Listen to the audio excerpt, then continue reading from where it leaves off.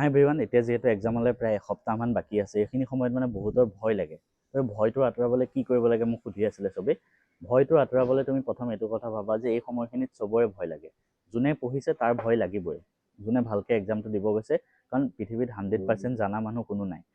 এতিয়া মই ইয়াত আহিছোঁ, মই ক্ৰাবিত আছোঁ, থাইলেণ্ড। নিজে বুক কৰাৰ আগত যিমান 4-5 দিনৰ পইচা আছিলে গোটেইখিনি মই আগতীয়াকৈ আগত বুক কৰোঁতে পইচাটো দি দিব লাগে। তো সেই পইচাখিনি দিওঁতে মোৰ ভয় লাগিছে, যদি পইচাখিনি গুচি যায়, মই বেলেগ এখন দেশত আছোঁ, নিজৰ দেশতো নাই, কি কৰিম? কিন্তু হ'লেও মই ৰিস্ক লৈ পেলাই ইয়াত আহিলোঁ, হয়নে নহয়? চিমিলাৰলি আমি 10 দিন ইয়াতে ফুৰিছোঁ, আমি দুইজন কমপ্লিটলি নিজে বুক কৰিছোঁ চব। আমি কোনো এজেঞ্চিৰ হেল্প লোৱা নাই, আমি কোনো এজেঞ্চিৰ থ্ৰু দি অহা নাই, আমি নিজে মই ৰিজৰ্ট চাই ৰিভিউ চাই বুক কৰিছোঁ, ক'ত যাব লাগে চব নিজে কৰিছোঁ। ক'ৰবাত এটা খেলি মেলি হৈ গ'লে মানে আমাৰ গ'ল পইচা, তেনেকুৱা।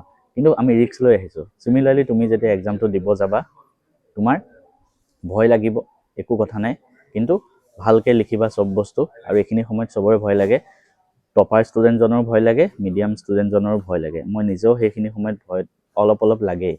তো যিখিনি পঢ়িছা ভালকৈ পঢ়া, বেছি টান বস্তু এইখিনি দিনত পঢ়িব নালাগে, নহ'লে ভয়টো মানে বেছি সোমাই যাব। আৰু টেষ্ট পেপাৰ ছল্ভ কৰি থাকা, যিখিনি নোৱাৰা সেইখিনি চাই থাকা, তেনেকৈ কৰি যোৱা, চবৰে ভাল হ'ব।